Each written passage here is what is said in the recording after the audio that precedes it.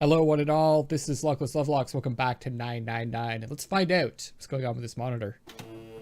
Oh, that worked. With a soft hum, it turned on. Streams of letters that made no sense to Junpei began to scroll across the screen. What?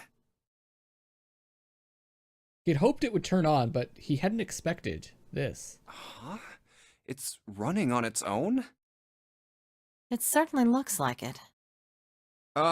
Isn't that kinda weird? What? Well, it's not connected to the main computer, right? There's just this keyboard and monitor. The only cable connected to this thing is the power cable we just plugged in. So, why is it working? Maybe it's a wireless display. Clearly, this was a reasonable explanation to Lotus. A wireless display? Yes, it connects to your computer wirelessly, hence the name. Have you been living in a cave, Junpei?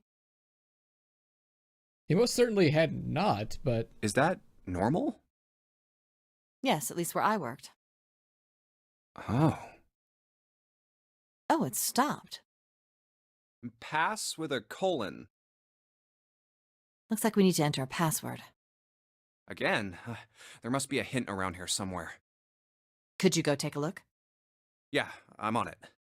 What are you going to do? I'll see if I can do something about this on my own. On your own? Yep, on my own. Lotus? Lotus pulled over the nearest chair and dropped herself down onto it, in front of the keyboard. For a second, she stared at the screen. She kneaded her hands, knuckles popping, and twisted her back left, then right. All right. Let's kick some ass. What is she, like a hacker? Lotus smiled to herself and rubbed her hands together in anticipation. Then before Junpei had time to blink, she was typing at an incredible speed, the click-clack of the keys running together like machine gun fire. Wait, what? Junpei was, for once, at a loss for words. Didn't expect that, did you? Of course I didn't! You're typing so fast, I can't even see your fingers. What kind of job do you have? What are you?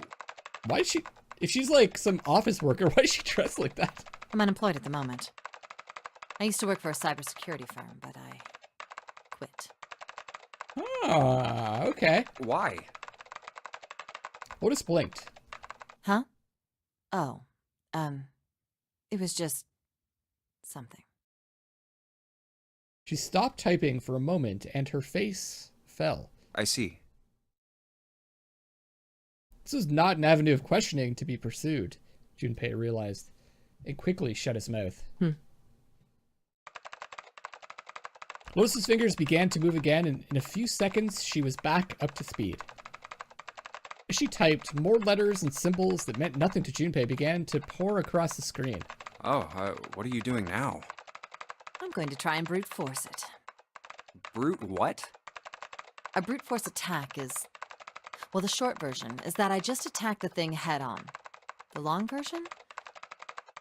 Without looking up or slowing down, she began to explain. A brute force attack is one of the simplest ways to break a cipher. It checks every possible combination until it finds the right one. For a complex cipher, it can take a very long time. I'm writing a program that would run an attack like that on its own. It's not the most elegant solution, certainly. But given the circumstances, there isn't much else I can do. Even as she talked, her fingers never slowed or missed the key. Junpei couldn't help but feel a little odd. Oh, but back to what we were talking about earlier. What were we talking about? The wireless display? It's kind of strange if you think about it, isn't it? How do I put it? Well, let's say you write a program that calculates an addition problem for you, all right? So you enter 1 + 1. The screen will show you 2. See? Isn't that strange? No, not really. Oh, come on now. Of course a caveman like you would think it was strange. You said so just a minute ago. You're just not getting it, are you? Who calculated 1 + 1? the main computer, right? You said it connected to the monitor wirelessly. Yeah, but someone who grew up in a cave wouldn't know that, right? They'd probably think that this thing here, the monitor, is doing the calculating. And once they've decided that, they'll start examining this monitor. They might poke the screen or something. Ah, I see the color changes when I press it here. Then they might investigate the hardware on the inside. Oh, I see. So this wire supplies the power. Eventually, they might even cut the wires. Ah, yes. Just as I expected. When this wire is cut, no results appear. Therefore, it must be this device which does the calculations. Oh. But the truth is that, just like you said, the computer is doing the calculating. But these cave people wouldn't know that, because they have no idea that the monitor and the computer are connected wirelessly. Lotus continued to type. Junpei scratched his head. So, what are you trying to say? Nothing, really. It's just, I thought maybe, what if the relationship between human beings and our brains is like that? Huh?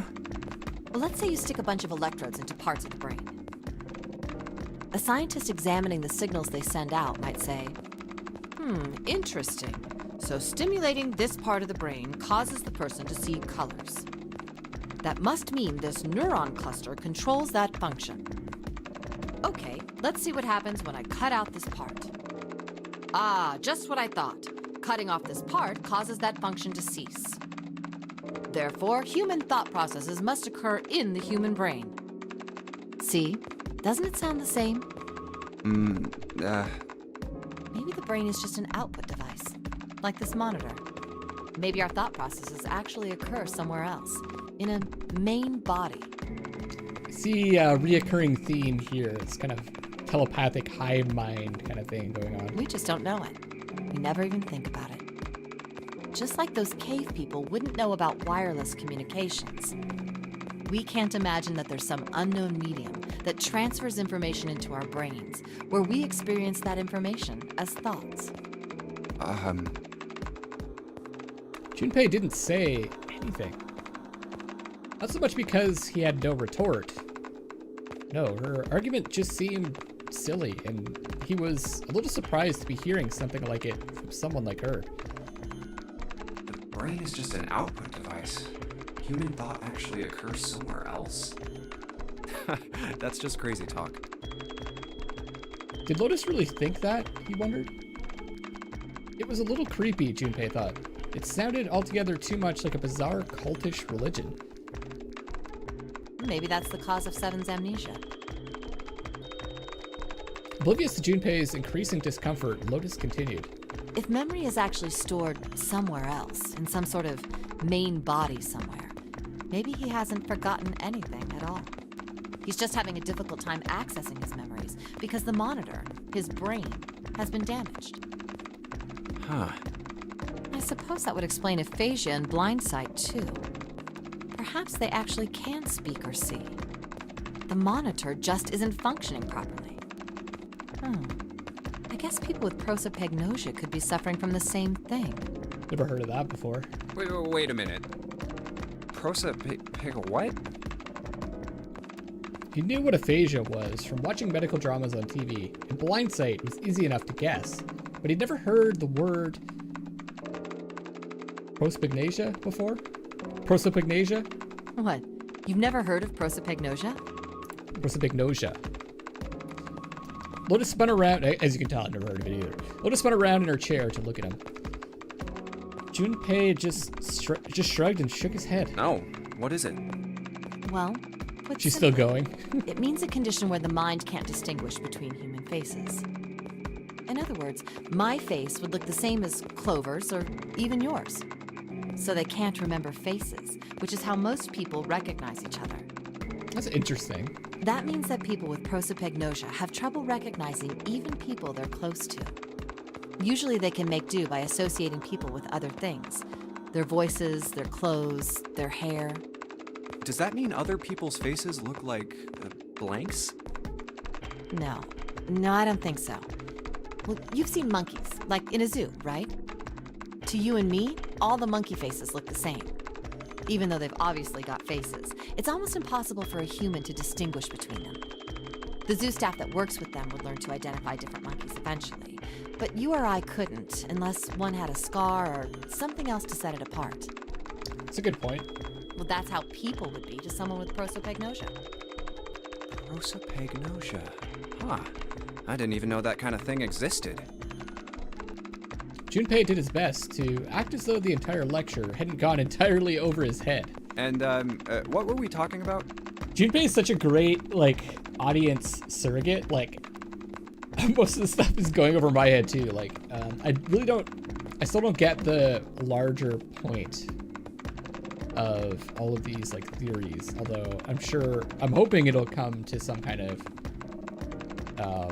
conclusion when we find all the endings. The idea that your brain is just an output device, like a monitor. Are you serious about that stuff? Not really. I was just kidding for about half of it. What about the other half? Well, I guess I was just adulting. Not funny. Wonder what Clover is doing during all this. Lotus's smile had something rather masochistic to it. It's nothing more than a story I made up out of boredom. Don't take it seriously. It was the first thing that came to mind, and I just talked about it to kill time. But looks like I don't need to talk anymore. Why? I don't have to kill time any longer. As she spoke, Lotus raised her right arm high and brought it down on the enter key. Oh, then you finished that brute whatever thing? I certainly did. And let's see what we got. Chunks of text flickered on and off in quick succession, and then a line of numbers appeared, blinked, and disappeared. The screen cleared, and all that was left was the word accepted. Piece of cake. Lotus would clearly have patted herself on the back if it would not have made her look entirely ridiculous. After a few seconds, the accepted disappeared to be replaced with rid. Yeah. Makes sense. 9 squares arranged in a 3x3 square. The screen changed again.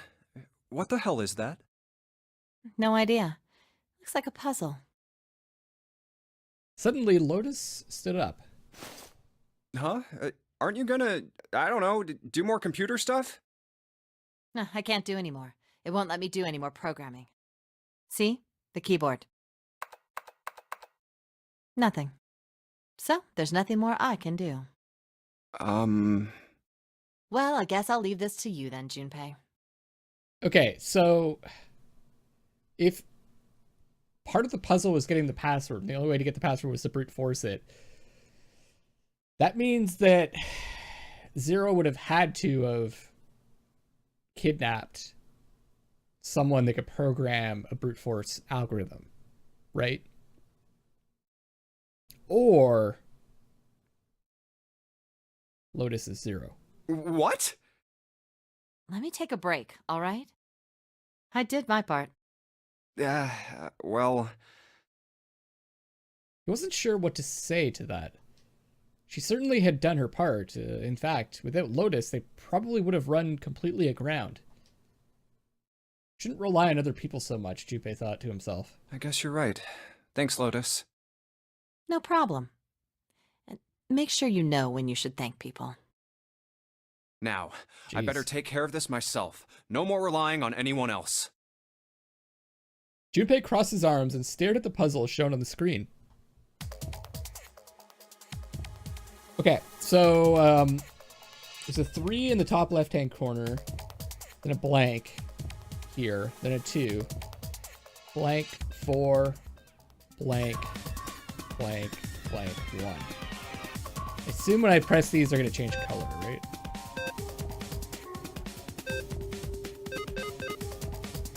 Wait, what did it say?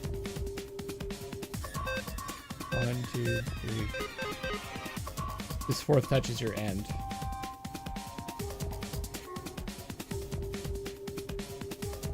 It's probably the order I have to touch them in. So if this is 1, then we go 1, 2, 3, 4. Boom. Got it. All right, I solved it. Did you hear a noise just now? Yeah, I did. It sounded like something unlocking. Where did the sound come from? I think it's probably the lockers, right? Look, Junpei. The lights on the lockers are green. We must have unlocked it with the computer puzzle. It's probably gonna be the key. What's in here? Keys? Ah, there's two. More than one key in here. This one is small and it looks like it goes to some sort of machine. And this one has the Earth symbol on it.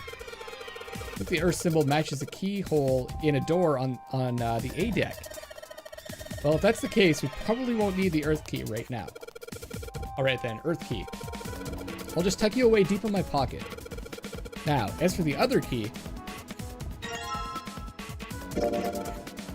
Key is this? The shape of it, I'd say it's not for a door. Probably some sort of device. Oh!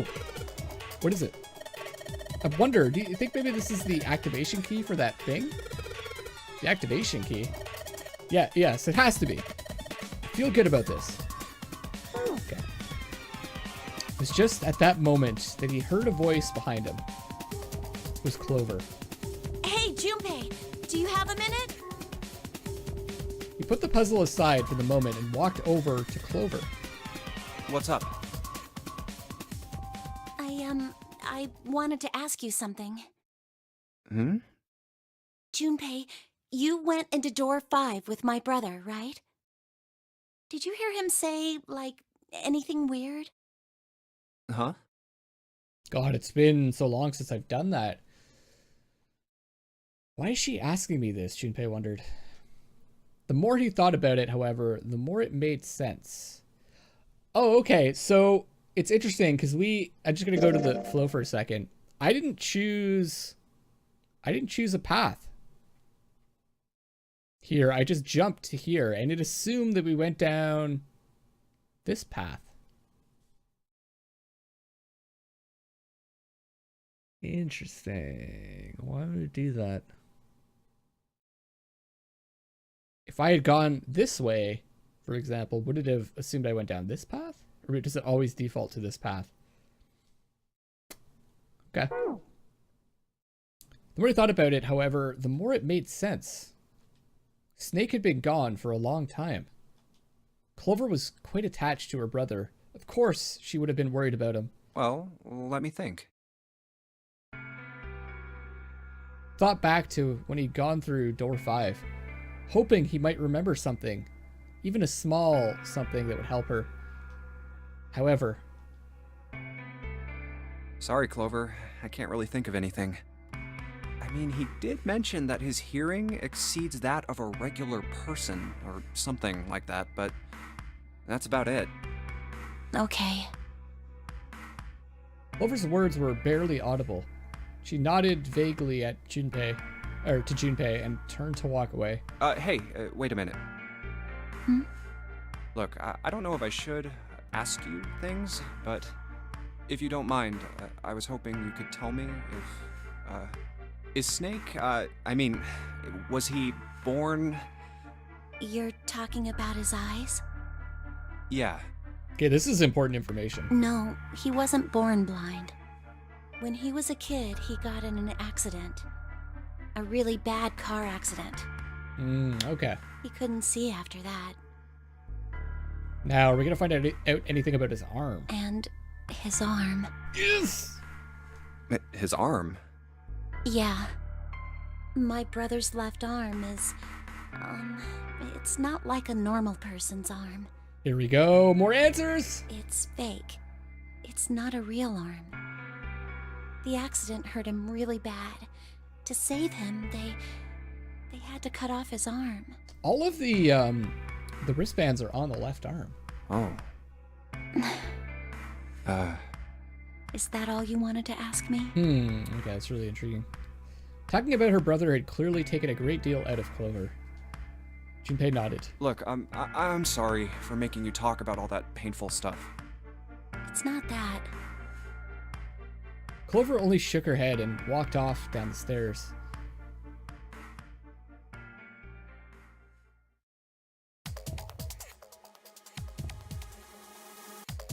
Okay. Let's use this key on the machine. This key, the shape sure makes it seem like it goes to this machine. Alright, I'm turning it on. Okay, the monitor's on now. And it's full of letters. It's showing some kind of warning. Power restored to experimental device. Emergency system will activate in the event of abnormal subject behavior. Okay.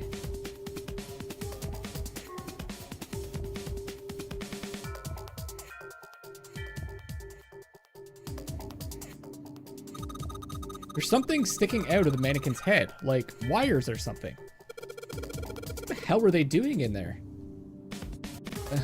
Why is she all quiet now?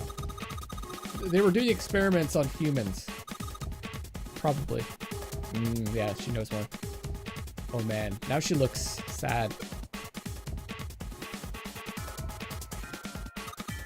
Junpei, this thing in here, it's on now. Yeah, that's because we activated the power over on this side. Could you, like, play with it a little? Okay. Yeah. I'll turn this dial here. Turn. Oh, I don't think it's working. Nothing happened.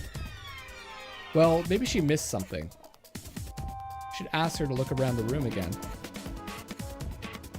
The monitor. A whole lot of cables under this table. Mannequin.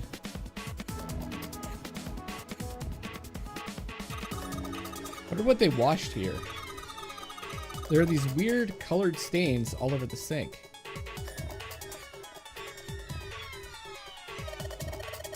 Maybe if you increase the voltage? Roger. Will do. Okay, I'm gonna go all the way to max voltage. Max voltage? Hey! Wait, Clover! Aw, shit. It's in case of an emergency something would happen, so. Oh, what? I think,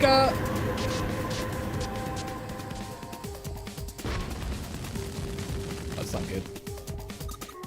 Oh my god! Oh me god! The mannequin's head. Sorry, that just made me laugh. Oh man, that sounds like a fire alarm. Oh, what the hell? Fire detected, fire detected! The emergency system will be activated. Evacuate the room immediately. That wasn't a very good emergency voice. I'll have to work on that, guys. So those doors probably opened up, right? Yes. Junpei, look at the light. Yes, it's green. The emergency system is activated and disabled the lock. Now we can save Clover. Junpei, come on, kid, jump. She's safe. Oh man, that smoke is some serious business. Time to close this door again, I think. Clover, are you okay? Are you hurt? She's coughing. Damn, she's coughing so hard she can't even talk. Of course I'm not all right. What the hell took you so long, you big jerk? I went right to the door. Sorry, I was going as fast as I could. You two can do this later. Right now, we need to get the hell out of here. That fire's not going to stay in that room forever. Totally agree. Let's get the hell out of here.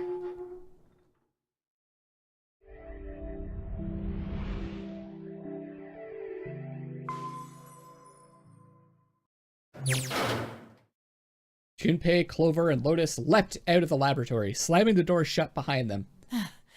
Whew, thank God we got out of there. Yeah, finally. Oh, yeah. All three collapsed against the wall, breathing heavily. Junpei's heart was pounding in his chest and his whole body felt weak. He inhaled gulps of clear air, and with each one, he could feel his body begin to calm down. All right, let's go. Okay. They nodded to each other and started off down the hallway. Before long, they found a few new doors, but all of them were locked. Of course they were. Damn, none of these open. They're all locked. How about that one? final door sat in a corner of the hallway. So this is all the way back. Okay. Let's hope this is the door with the prize. Junpei grabbed the door handle and was about to pull it open when a voice cried out behind him. It was neither Clover nor Lotus, but he recognized it. There was no doubt the voice belonged to Jumpy! Huh? He spun around. There, at the other end of the hall, Junpei saw human figures running toward him. 3 of them. June? Santa! 7! They stopped short in front of Junpei and his companions gasping for air. Hey, what are you guys doing here? What? But we didn't... Before he could finish, Clover spoke. Hey guys, could you come take a look at this? She was standing near the end of a small hallway that branched off to the right. The rest of them ran over to her, curious as to what she'd found. Hey, on the wall. A map of the ship's interior? It says C deck. Right. So it's the map for this floor then? Door 7. And... Door 8. Yep, they both eventually end up at this hallway. In fact... Yeah, isn't that what I said? We aren't going to be split up permanently till we find door 9. We might get separated for a little while, but we'll see each other again. Okay, now, hold on. Right. We head down to here this way. There is a way to go down this path where we got the last ending. I wonder if it's worth discovering this question mark. I think probably I'll go down this path and then I'll just do a one-off, right? I just figure out what we missed in this one scene. Otherwise, we won't be able to open door 9. And that's how the Nonary game works. Junpei looked at the map of the ship's interior again. Wait a sec. This leads to... As he looked more closely, his surprise and excitement gave way to weariness. Oh, You've got to be kidding me. One by one, the others saw what he'd seen. We may as well go. yeah. As one, they all moved back toward the door. Junpei had only a moment ago been ready to open. Oh, almost forgot. We should keep this.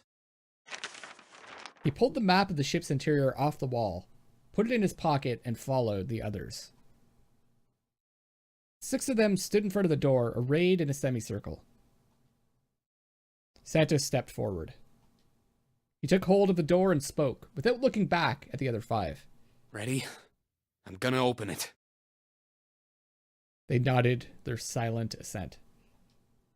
The deep breath, Santa threw open the door.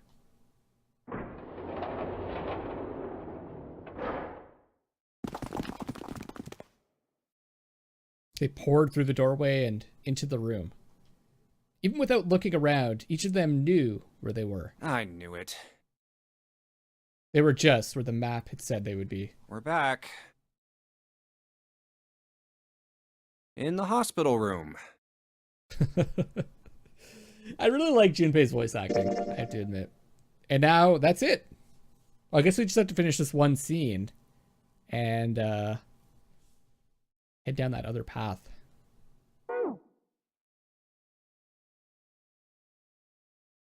I see. I believe I understand what you're saying. The 6 of you split into 2 teams and went through doors 7 and 8. You solved the puzzles in the operating room and the laboratory. Right, the operating room. And then met one another in the hallway after opening your respective locked doors. So I think didn't we end up going with, we went with Clover in 7, didn't we? We went through the operating room.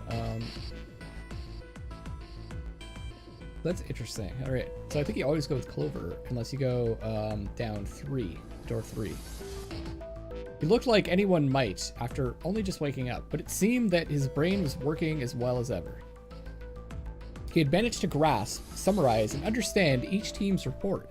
At any rate, I feel a bit silly for my little show of altruism. I know I said I was sure you'd come back for me. I didn't think it would happen so soon, though. Ace shook his head with a rueful smile. Well, we saw each other again and we ain't dead, so I say that's good enough. 7 smiled. Anyway, I say we get out of this creepy old place. We found the key we need. The key? Ain't that what I just said? I'm talking about the Jupiter key. We found it in the operating room. Here. 7 tossed something small and metallic toward Junpei. Whoa. Nice catch. Jeez. He caught it and found that the object was a key. I see. So this is Jupiter. On it, someone had engraved a symbol very similar to a 4. He looked over at June, who nodded back. It had to be the Jupiter symbol. I'm gonna let you hold on to that, alright?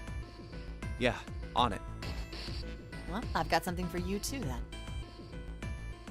Here, it's the Saturn Key Card. We found it in the kitchen. I might lose it. It's probably better if you hold on to it. That way it won't be my fault if it gets lost. Yeah, on it. And with that, she pressed it into Junpei's hand. He felt slightly less than honored. So how many unused keys do we have now? There's the Earth key we found in the laboratory. The Jupiter key you just gave me. And the Saturn Key Card from Lotus. I'll keep them safe. Junpei tucked the new keys into his pocket. June spoke up. The Jupiter key is supposed to be for the door at the end of that long, straight hallway, right? Yeah. If the map's right, then it connects to the central staircase. Then, next to the stairs... Wait! They were the first words anyone had heard of Clover in quite some time. Her face suggested they weren't going to be very happy words. What about door 3? Look, you saw the map, right? It's the same as 7 and 8. Just lead us back to the big hospital room. There's no point to seeing what's on the other side of that door. There is a point. At least there is for me. I guess this is the point where we could choose to go through door 3 and experience all the stuff we did in the last ending. There were tears in her eyes, but she glared at 7 as hard as she could, just the same. She looked very much like a frightened puppy. There wasn't a man alive who could have resisted those eyes. 7 looked everywhere in the room except at Clover, and muttered and coughed apologies under his breath. Yeah, you're right, I'm sorry. Snake might be on the other side of door 3. I mean, there's also the keys that we could get, right? Clover nodded once. The next person to speak was Ace. Very well. I'll be coming with you then. I've had a nice long rest. I think it's time I was up and about again. So 7, you'll help me, won't you? Huh? Me? Junpei did the calculations quickly in his head. 4 plus 1 plus 7 equals 12, 1 plus 2 equals 3. Looked like 7 was doing them too. At last, he gave up. Damn. Well, I guess that's how it's gotta be. So I'm going with you, huh? Yes, you are. Alright, let's get moving. And so it was decided that Clover, Ace, and 7 would discover what lay beyond door 3. Okay, we're heading out. Be careful. Whoa. Didn't think I'd be hearing that from you, Lotus. Don't let it go to your head. I'd be in trouble if the 3 of you bought it. The rest of us can't open the 9 door. Ah, the truth comes out. 7 nodded as if this answer made much more sense and pulled the lever on the red.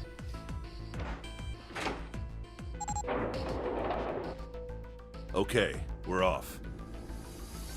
The door opened and Ace, Clover, and 7 jumped through it. 6, 7, 8. After exactly 9 seconds, the door closed noisily. All right, we should get moving too. Huh? Get moving. Where are we going? Everyone except Lotus seemed rather confused. Well, it would be a waste of time to just sit around, wouldn't it? Let me explain. Oh, I get it. We're gonna see if we can get anywhere interesting with the Jupiter key. Yes, if we're lucky, we might find Snake. They were at the end of the hallway lined by individual hospital rooms. And here's the Jupiter symbol on the keyhole.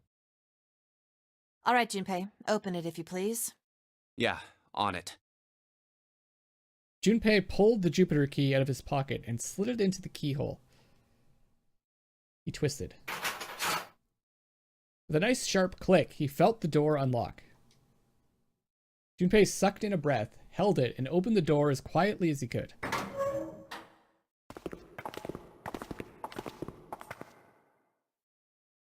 Inside was exactly what he expected to see from the map of the ship's interior.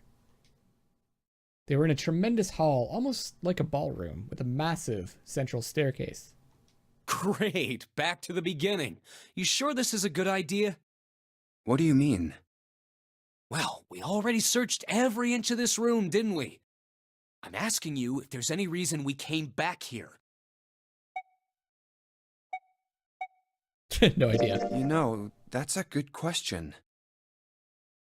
Junpei looked off into the distance, thoughtfully, ponderously.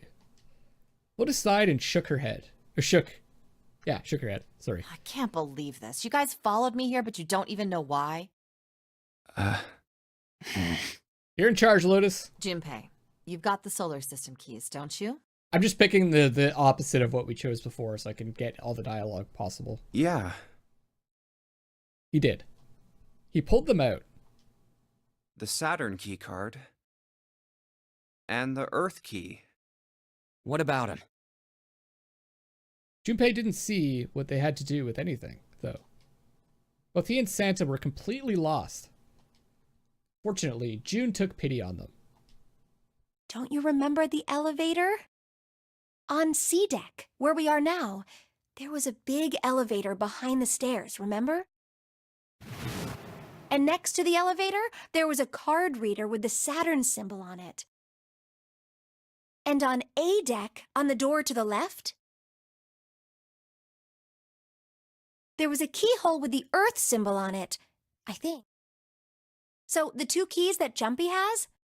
Should let us use the elevator and the door on A deck. Huh.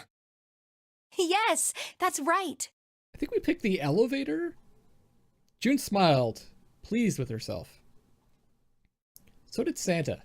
All right, I got it. Let's get started then. What do you say we split into 2 teams? Lotus and I will search the Earth one, so you 2 can search Saturn, all right? Sounds good. Then you guys should take this key. Junpei handed the Earth key to Santa. Okay. Oh, we have to make it to the doors, I think. They decided that their initial search should be brief. We have no idea what's on the other side of these. So don't go too far. Just search for 10 minutes and come back. Plan decided, the 2 teams split up. Junpei and June headed for the elevators. There's a card reader next to the left elevator. I'm just going to go through, this is going to be a longer video. I'm just going to play through until we come to the decision. Then let's try out the Saturn Key Card. A light on the upper left corner blinked to life. Great! It looks like it's working now. All right, now how do I call the elevator? There was a single button to the right of the elevator door. Oh, it only has the upside down triangle on it. I guess there's no up button. Well, we may as well try pushing this one. The door slid shut, and they heard the grinding of the motor as the elevator car moved down. It's kind of a good like recap. It opened! Look, Junpei! June's voice was excited, but Junpei could hear a tinge of anxiety. Sweet! It opened! Let's get going. He grinned at June and stepped toward the open door. As he was about to set foot in it, he felt a hand on his arm. Wait! Can I like skip this though? Let me just... No. This... I thought there was like some way to... Guess not. What? I'm not really, I just... Menu. Oh gosh. Oh, maybe this. If I hit this, it might skip to like the next choice. Oh, that's just auto. Skip. Skip? Oh. Being locked up alone with a boy. Oh, that's interesting. So it skips all the dialogue we've seen before. After a little thought, Junpei decided that she had to be nervous about being locked up in such a small space alone with a boy. Well, we will be all alone in here. In a way, it was kind of cute. Very demure, you could say, he thought. Still, even though it wasn't exactly roomy in the elevator, they weren't going to be pressed up against one another. At least, they didn't have to be. Still, it was making her nervous. Junpei couldn't help but think how innocent she was. Jumpy? Huh? Oh, nothing. It's not important. Come on, let's go. Again, he stepped toward the elevator. And again, he felt himself restrained. I said wait a minute. Why? Aren't you afraid, Jumpy? Afraid of what? Well, I've never... You know. It's your first time? She'd never been in an elevator with a man alone before? Even so, she still seemed awfully alarmed. I might... get wet.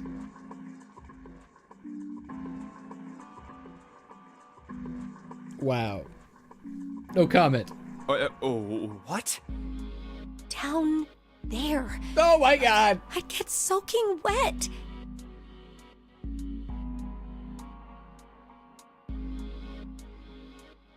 Wow. Well, I mean, of course you would. That's the way it works. I mean, I've never heard of anyone getting soaking wet somewhere else. Oh, Junpei! That's true. This is awkward. This is just... You don't mind? Mind what? Getting wet. Well, I don't know. Oh my god! This is so uncomfortable. I think I'd probably, like it. Gosh, Jumpy, you're so brave. Really? I mean, I kind of think any guy would do the same thing, you know? What happens, happens, right? I mean, if you get the chance, you've just got to go for it. That's what a man is supposed to do, I guess. Junpei. Oh god. You're so cool, Jumpy. I really admire you. I'm so glad I picked this other dialogue. This is so awkward. That doesn't really seem like the sort of thing you ought to admire someone for. I'm really scared. Yeah, I mean, like you said, you've never done it before. Yes.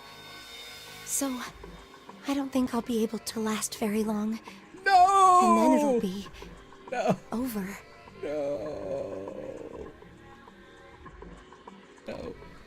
Over? Yes. I'll go to heaven.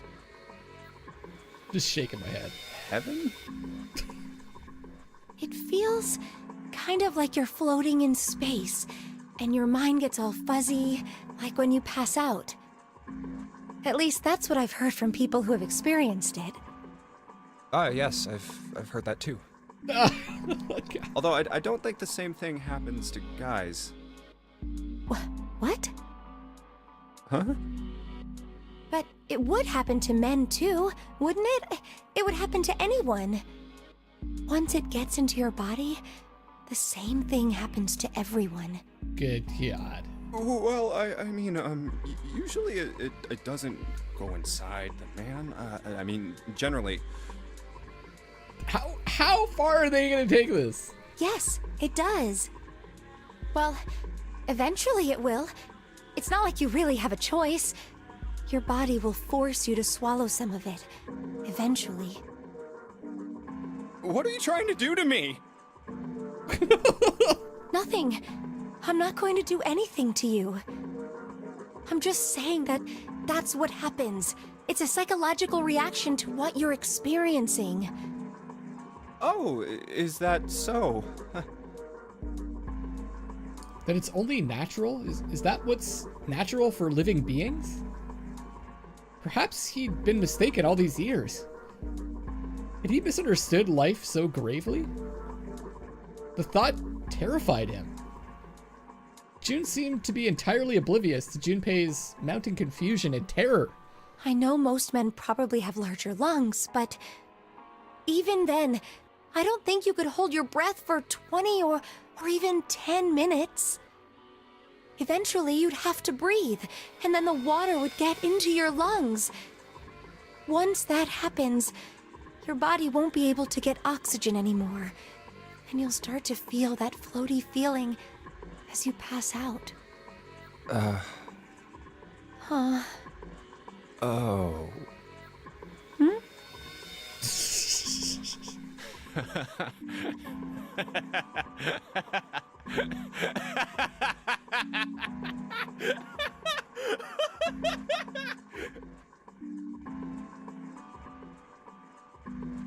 Finally, Junpei understood. He understood what June was trying to say and why she was so scared. Yeah, you're right. You wouldn't last very long. See? She was afraid that the only elevator button pointed down. That meant, of course, that the elevator couldn't go any higher than the floor they were on. As he thought about it, Junpei realized he hadn't seen elevators on the A or B decks near the central staircase. All of which meant that the elevator could only convey them to the lower decks. Come to think of it, the lower floor, D deck, is completely underwater. An elevator heading to a submerged floor. That is pretty scary. Hey, wait a minute. This elevator came up from somewhere under us, right? Okay, I think we saw this part before, so I'm going to try skipping again. Auto skip.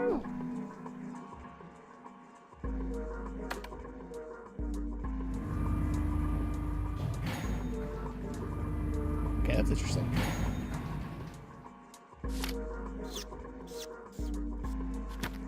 Yeah, okay.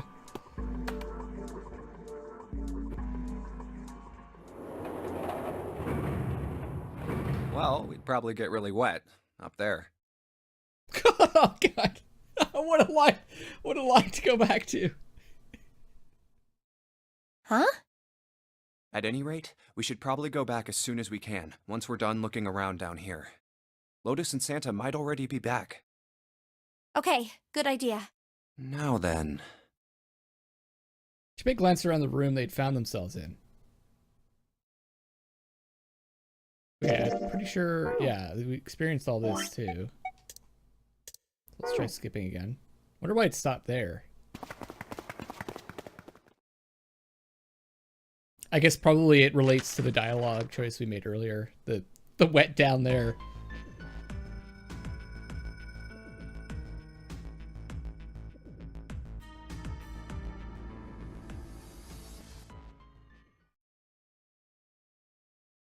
Oh, and then, oh man. All this craziness.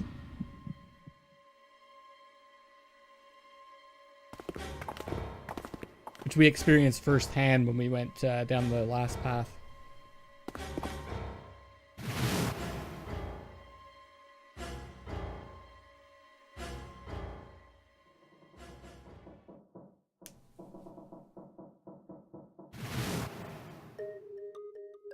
He does have the bracelet on the left arm as well. So he would have had to have like moved the left arm with his right arm.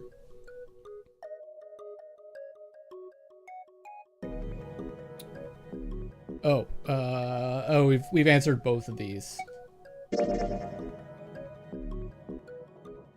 Okay, this is pretty cool. It's just even because we chose both those, so it's skipping them. Probably doesn't matter what we pick for those options. We just get different dialogue.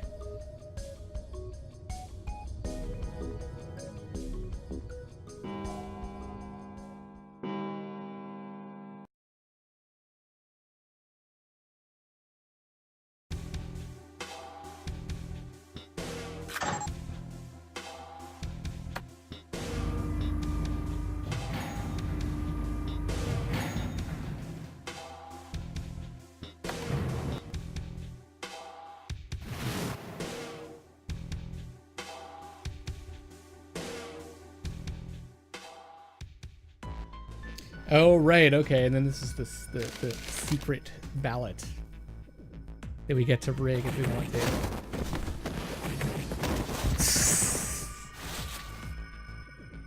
It's Lotus and Seven fighting. And here's the choice. Okay.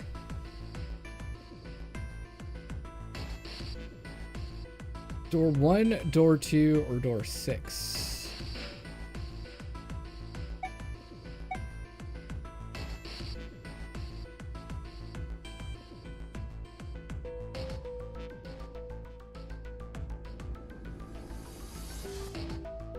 Okay.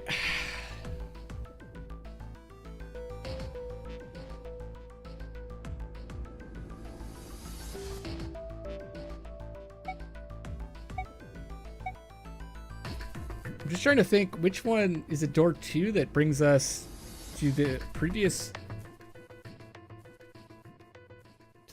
ending that we just experienced?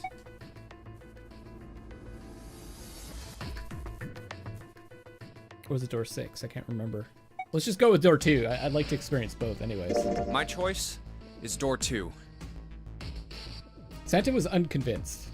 Hey, wait a minute there. Fine. Oh, see? Okay, fine. Then we'll see this and then we'll go down the main path.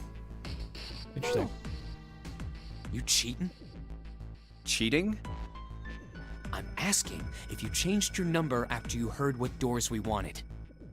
How could I do that? I wrote it down on the paper earlier. Let me see that. Sure, here. Junpei shrugged and handed it to him. Santa examined it furiously. The others peered at it as well. As they did, Junpei quickly slipped the piece of paper he'd been hiding into his pocket. Although he'd never know it now, Santa had been justified in his suspicions. Junpei had switched papers. I had 3 pieces of paper ready. Doors 1, 2, and 6. And I put the one with door 6 on it into the pot.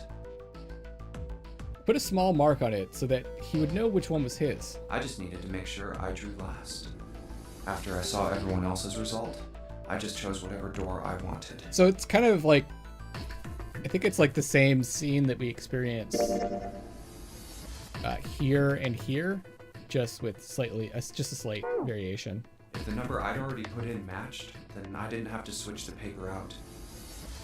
Well, what does it say? He fought the urge to smirk. You got lucky. Santa snorted and tossed the paper aside, frustrated. All right. So we know who's going through door 2. That'd be me, Lotus, and Junpei. The only problem's the other 2 teams. June and I want door 6. Clover and I choose door 1. That's not good. We can't open either of those doors with only 2 people. Everyone was silent. Then suddenly Clover spoke, her face blank and cold. Why don't Santa and June go into door 1 with Ace? Huh? Well, They looked at one another. Finally, Ace spoke. Then what will you do, Clover? I'll be waiting at the stairs. You guys are coming back here, right? That's what Seven was saying, wasn't it? That had been what Seven said.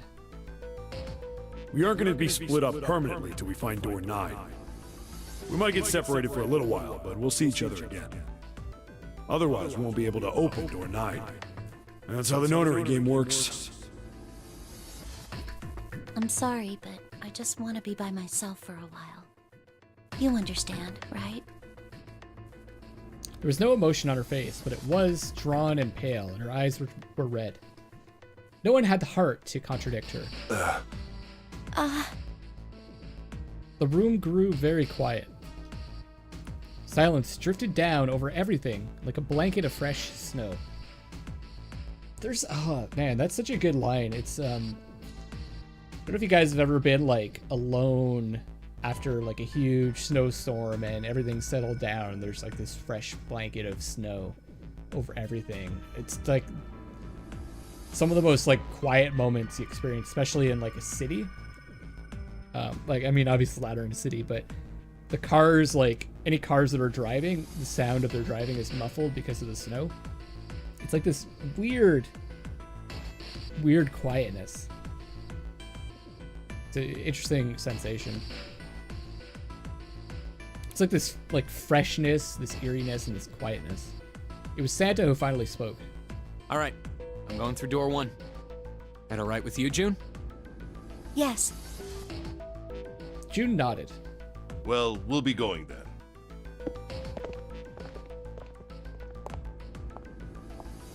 Let's move too. Yeah. Right, let's go. Just like that, their paths were set. I won't see June for a while, but this was my choice. I'm just going to have to suck it up. Seven said we'd all see each other again, and I'm going to believe that. He took strength from that thought. The other group went to A deck to go through door 1. Clover joined them. Our group is on our way too. We're heading to the bottom deck using the elevators. I wonder what we'll find down there.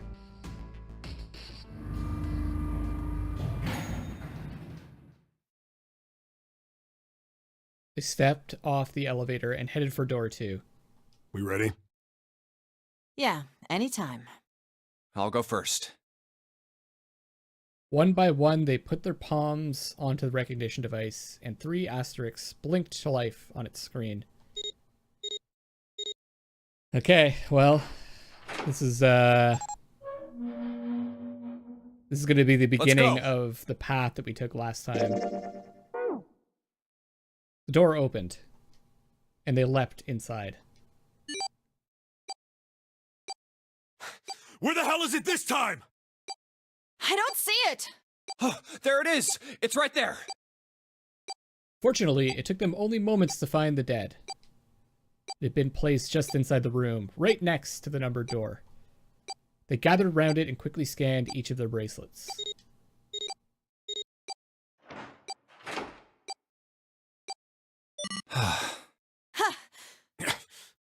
It stopped. Yeah, it stopped. Junpei could feel his heart pounding against the inside of his ribs. Seven and Lotus were breathing hard and fast. Man, I'll never get used to that. I'm not sure it's something I'd want to get used to. We should finish this game before imminent death becomes a normal thing.